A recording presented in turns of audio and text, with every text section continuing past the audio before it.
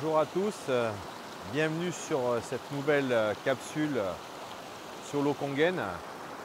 J'espère que vous allez bien, regardez cet endroit magnifique. Cette rivière s'appelle le Cholet, je suis dans toujours un endroit que j'affectionne particulièrement, le parc national régional du Vercors.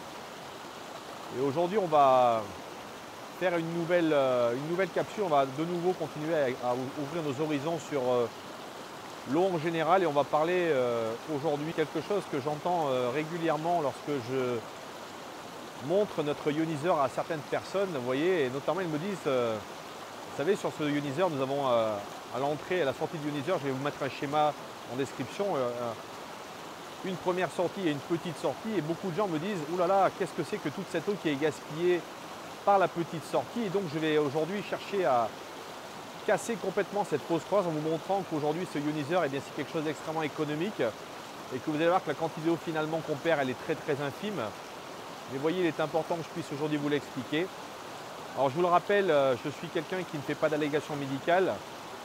L'eau Kongen n'est absolument pas ni un médicament ni une manière de se soigner. Si vous êtes malade, allez voir bien sûr votre médecin. Je ne suis absolument pas médecin.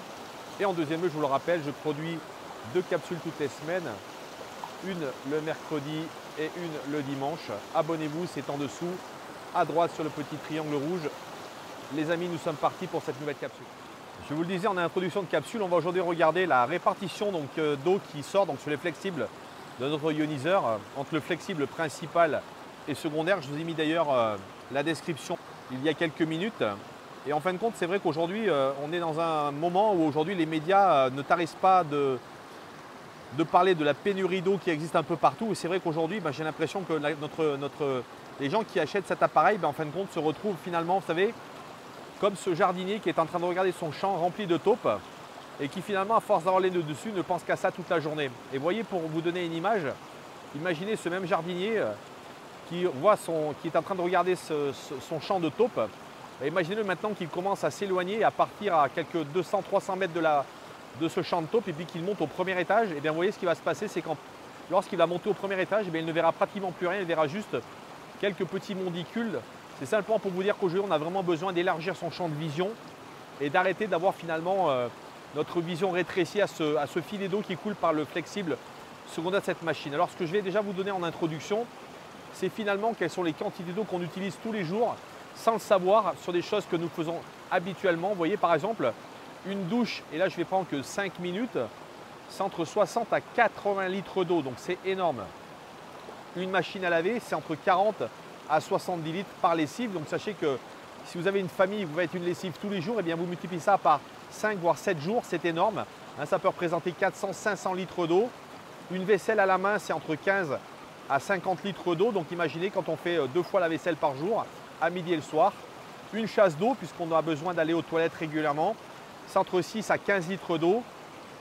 Et vous voyez, pour les gens les plus chanceux qui ont une piscine chez eux, eh bien sachez qu'une piscine, c'est entre 50 000 et 80 000 litres d'eau. Donc c'est simplement pour vous donner une idée de ce que nous faisons avec l'eau tous les jours, pour vous montrer que ça représente une quantité d'eau qui est assez importante et qu'il faut vraiment minimiser, et en tout cas chercher à élargir le débat autour de l'eau qu'on utilise tous les jours. Alors, pour revenir à notre ioniseur, on va déjà reprendre le principe de l'ionisation. Sachez-le, une ionisation, vous le savez, à partir de votre flux d'eau de votre robinet avec donc un inverseur, on va donc avoir 2 types d'eau qui vont se générer par le flexible principal.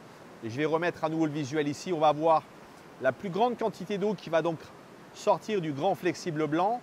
Et sur notre modèle K8, on a donc ce petit tuyau qui est beaucoup plus petit. D'ailleurs, je vous invite à regarder le diamètre du trou par rapport au petit rejet et à la grosse dérivation. Il y a une différence qui est énorme. Donc sachez que, pour vous donner un ordre d'idée, sur cette fontaine, le ratio qui a été déterminé par le fabricant, c'est à peu près, sur 1 litre, on a 850 ml d'eau produite, donc en eau alcaline ou en eau acide, et on a 150 ml de rejet. Donc ça vous donne déjà une idée, on est à peu près sur un ratio de 85% d'eau utilisable et 15% qu'on va appeler l'eau de rejet. Alors, pour vous donner quand même une comparaison, parce que là encore une fois, il faut vraiment qu'on ait une vue d'ensemble. On ne peut pas simplement raisonner qu'en parlant de notre ioniseur. Sachez qu'aujourd'hui, un osmoseur, c'est minimum entre 3 et 4 litres d'eau pour 1 litre d'eau osmosée.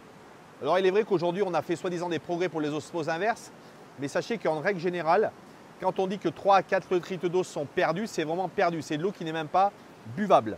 Donc déjà, vous voyez, un osmoseur d'eau, un adoucisseur ou un affineur d'eau. D'ailleurs, j'ai fait une capsule sur le sujet. Mais sachez que pour donc, tout ce qui est nettoyage de la résine, puisque je vous le rappelle, c'est un système de résine qui se nettoie. Donc on va voir ce qu'on appelle de la saumure. Eh bien, sur un an, pour 4 personnes, c'est 120 mètres cubes.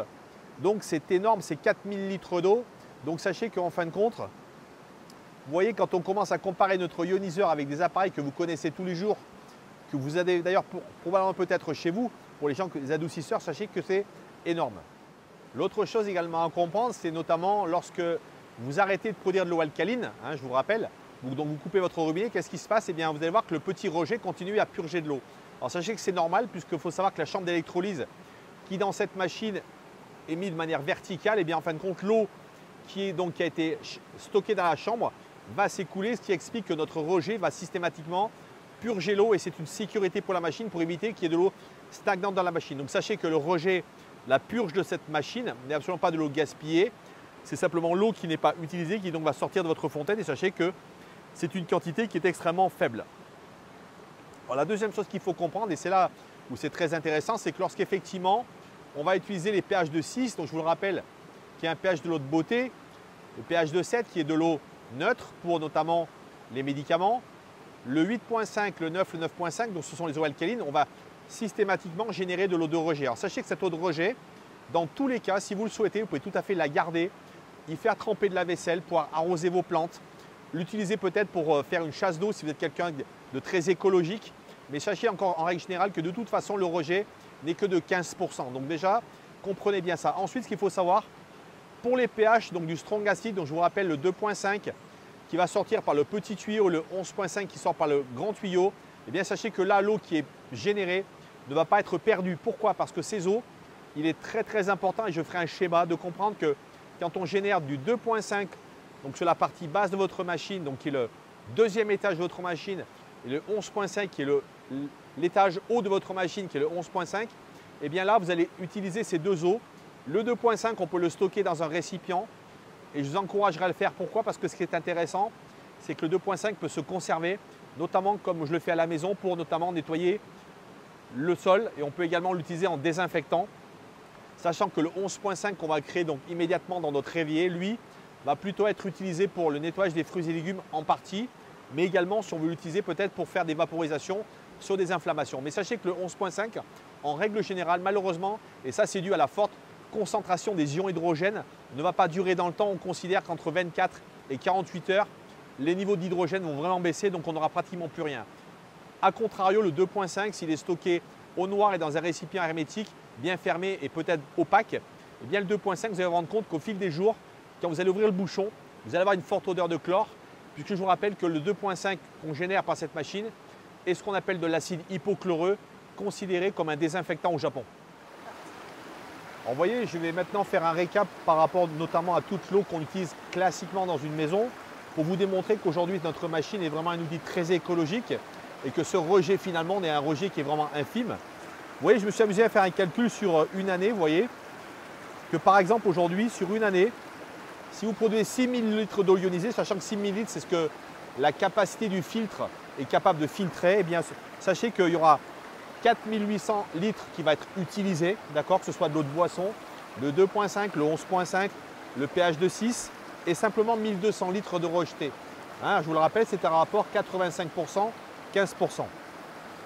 Maintenant, si on prend vous voyez, j'ai vraiment pris des chiffres minimalistes, mais sachez que quelqu'un qui prendrait une douche par semaine, et là je parle pour une personne, fois 52 semaines, fois 70 litres, eh bien c'est 3640 litres d'eau. Et vous voyez, je n'ai pris que pour une personne. Rappelez-vous, on est en train de parler de 1200 litres d'eau rejetée avec notre fontaine sur une année. Une chasse d'eau sur une année fois 10 litres, c'est une moyenne, c'est 3650 litres d'eau. 2 machines à laver par semaine, et encore une fois, c'est vraiment pour des gens qui n'ont pas d'enfants dans une maison. Sur 52 semaines, ça fait 104 lessives fois 55 litres, c'est 5720 litres d'eau. Pour vous donner un ordre d'idée également, on en a parlé tout à l'heure, un osmoseur d'eau inverse par exemple, c'est 1200 litres d'eau à l'année. Sur 1200 litres d'eau produite, il y en a 3600 qui est rejetée. Vous vous rendez compte, c'est 4 fois plus que l'eau produite. Un adoucisseur c'est 4000 litres d'eau. Donc j'espère que vraiment vous comprenez ici. Et je ne cherche pas à, je dirais, faire du catastrophisme, mais pouvoir simplement vous montrer qu'aujourd'hui, au regard de ce que nous utilisons tous les jours, sans forcément y prêter attention, eh bien, cette démonstration pour moi est imparable. Elle vous montre que l'eau résiduelle de notre ioniseur est vraiment quelque chose d'extrêmement infime. Et je vous le rappelle, il existe aussi une alternative de la récupération d'eau. On peut tout à fait mettre une bassine. J'ai des gens qui ont mis des mini cuves CGE qui peuvent tout à fait ensuite arroser leur jardin. Et encore une fois, il faut comprendre que le ratio 2.5, 11.5, lui, ne gaspille absolument aucune eau. Voilà, j'espère que cette capsule rapide vous a permis de mieux comprendre et en tout cas de vous sortir cette idée que ce fameux rejet de votre machine, eh bien, sachez que c'est 15% par rapport à 85% d'eau produite. Je vous le rappelle, encore une fois, c'est l'histoire d'avoir notre nez sur une taupinière et peut-être de prendre de la hauteur pour nous rendre compte que dans la foultitude de choses que nous faisons tous les jours, ça représente quelque chose de vraiment infime. Les amis, je vous le rappelle, l'eau Kangen, elle a 3 propriétés. La première, c'est une eau qui est alcaline, qui comme un buvard va tamponner l'excès d'acidité de notre corps. Elle va également être antioxydante, c'est-à-dire qu'elle va vraiment chercher à pouvoir éradiquer les radicaux libres, être ce qu'on appelle un piégeur de radicaux libres, grâce notamment à l'hydrogène moléculaire. Et la troisième, c'est une eau qui est 6 fois plus hydratante, qui va vraiment hydrater vos milliards de mitochondries qui, je vous le rappelle, sont les productions d'électricité de votre corps qui vont véritablement rallumer l'énergie dans votre corps. Voilà les amis, j'espère que vous avez apprécié cette capsule. Moi, je prends toujours tant de plaisir à le faire, notamment dans cette nature. Je vous dis à très bientôt pour une prochaine capsule.